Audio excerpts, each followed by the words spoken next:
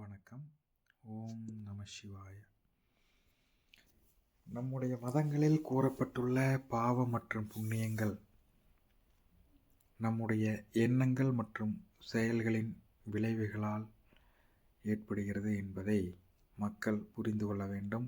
மக்களால் பாவம் மற்றும் புண்ணியங்கள் மதிக்கப்பட வேண்டும். எண்ணங்களால் ஏற்படும் விளைவை உடனடியாக உணர முடிவதில்லை என்பதால் அதனுடைய முக்கியத்துவத்தை மக்கள் தற்போதைய அவசர உலகத்தில் ஏற்றுக்கொள்வதுமில்லை, அவர்களுக்கு புரிவதுமில்லை.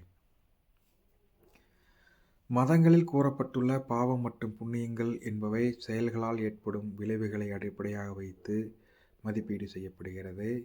அடிப்படையில் செயல்கள் எண்ணங்களின் வெளிப்பாடாகும். எப்போதோ நாம் நினைத்த எண்ணங்கள் தான் தற்பொழுது செயல்களாக நடைபெற்று வருகிறது. அதன் அர்த்தம் என்னவெனில், தற்போது நாம் அனுபவித்துக் கொண்டிருக்கும் நன்மையோ அல்லது தீமையோ எப்போவோ நாம் நினைத்த எண்ணங்களின் வெளிப்பாடாக இருக்கிறது. நம் உடல் கூறில் ஒவ்வொரு ஜீனும் தனிப்பட்ட மனமாக இயங்குகிறது. எண்ணங்களின் அடிப்படை சாரமானது ஒவ்வொரு ஜீனிலும் பதியப்பெற்று அடுத்த தலைமுறைக்கு எடுத்துச் செல்லப்படுகிறது. புதிய குழந்தை அனுபவிக்கும் நன்மையும் தீமையும் அக்குழந்தையின் முன்ஜென்ம பலன் என்பது சரியாக இருக்க வாய்ப்பில்லை.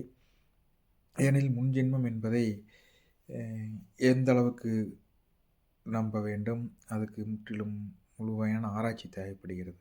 நம்முடைய மற்றும் நம் முன்னோர்களின் எண்ணங்களின் விளைவுகளை பல கட்ட முறைகளில் பகுத்து அதன் சாரத்தை மட்டும் நினைவுகளாக பதிய பெற்றுத்தான் நம்மிடமிருந்து செலுத்தப்படும் அணுவானது குழந்தையாக பிறக்கிறது. அந்த அணுதான் அக்குழந்தைக்கு உடல் அமைப்பு, மன அமைப்பு ஆகியவற்றை கட்டமைக்கிறது. அக்குழந்தையின் மன கட்டமைப்பானது அதன் முன்னோர்களின் அனுபவத்தின் அடிப்படையில், அதன் சாரத்தின் அடிப்படையில் அமைகிறது. அந்த மன கட்டமைப்பின் அடிப்படையிலேயே அக்குழந்தையின் எண்ணங்களும், அந்த எண்ணங்களினால் ஏற்படும் செயல்களும், அந்த செயல்களால் ஏற்படும் விளைவுகளையும் அக்குழந்தை அனுபவிக்கிறது. நம் குழந்தைகள் வளமாக வாழ வேண்டுமெனில் நம்முடைய எண்ணங்களையும் செயல்களையும் துல்லியமான தூய்மைக்கு நாம் மாற்ற வேண்டும். அதுவே நம் வாரிசுகளுக்கும் பின் அனுப்பப்படுகிறது. குழந்தை பிறந்தபின் நாம் மாறுவதால் என்ன பலன் என்று நாம் யோசிக்க வேண்டியதில்லை. விஞ்ஞானத்திற்கு அப்பால் நம் நெருங்கிய இரத்த உறவுகளுக்கு இடையில் டெலிபதி என்ற முறையில் மனம் அல்லது ஜீன் எப்படி எடுத்தாலும் சரி, தங்களுக்குள் ஒரு தொடர்பை எப்பொழுதும் கொண்டிருக்கின்றன.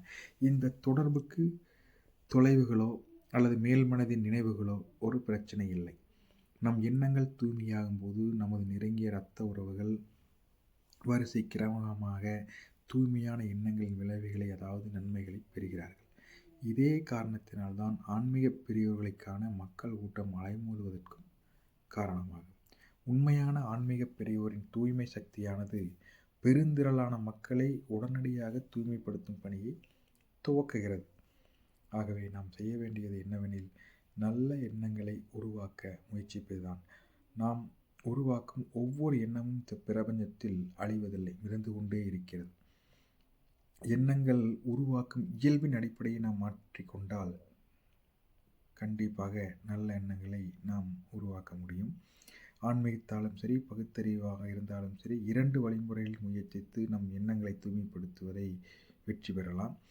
துன்பப்படுவதை விட்டுவிட்டு இந்த காரியத்தை செய்ய தொடங்கினாலே நாமும் நம்முடைய வாரிசுகளும் துன்பம் இல்லாத ஒரு தீர்க்கமான வாழ்க்கை முறையை அடையலாம். அனைவரும் எம்பெருமான் சிவனின் திருவடி நல்பற்றி வாழ்வாங்கு வாழ பிரார்த்தனை செய்து கொள்கிறேன்.